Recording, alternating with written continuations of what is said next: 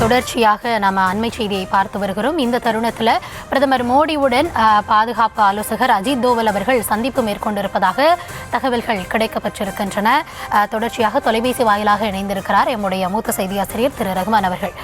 திரு ரகுமான், தொடர்ச்சியாக இந்திய ராணுவம் தரப்பில் மேற்கொண்ட நடவடிக்கை, அதனை அடுத்து அடுத்த கட்டமாக என்ன நடவடிக்கைகள் இருக்கும் அப்படின்ற ஒரு கேள்வி எழுந்தாலும், நாட்டு மக்கள் தற்போது நடைபெறக்கூடிய இந்த பரபரப்பான ஒரு சூழலை முதல்ல எப்படி புரிந்து கொள்ள வேண்டும்?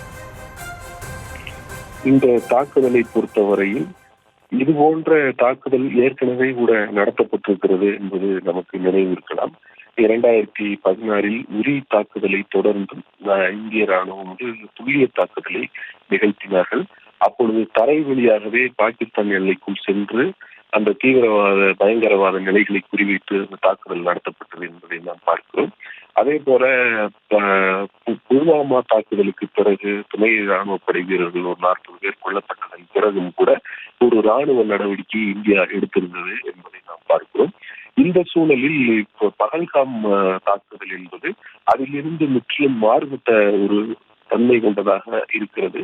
காரணம், இதில் பலியானது அப்பாவி சுற்றுலா பயணிகள், ஏதுமறியாத பொதுமக்கள் குடும்பத்தினருடன் சுற்றுலா சென்ற இடத்தில் மிக கோரமாக பயங்கரவாதிகளால் சுட்டுக் கொல்லப்பட்டிருக்கிறார்கள் என்பதை பார்க்கிறோம்.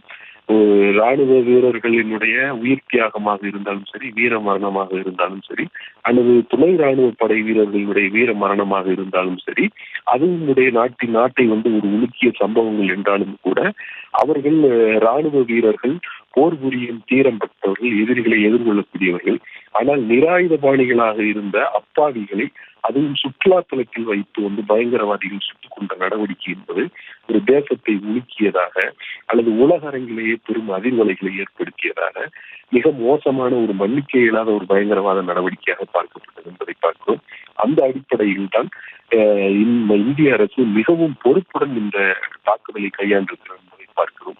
இந்தியா நிலைத்திருந்தால் பாகிஸ்தான் மீது படையெடுக்க முடியும். பாகிஸ்தானை துவம்சம் செய்துவிடக்கூடிய ராணுவ வலிமை என்பது இந்தியாவிடம் இருக்கிறது. இந்தியாவுடைய முப்படைகளும் அதற்கு எப்போதும் தயாராக இருக்கின்றன. நம்முடைய ராணுவ வலிமை என்றாலும் சரி, ஆயுத பலம் என்றாலும் சரி, அல்லது வீரர்களினுடைய எண்ணிக்கை என்றாலும் சரி, பாகிஸ்தான் நம்முடைய தாக்குதலை தாக்கு பிடிக்கக்கூடிய நாடு அல்ல.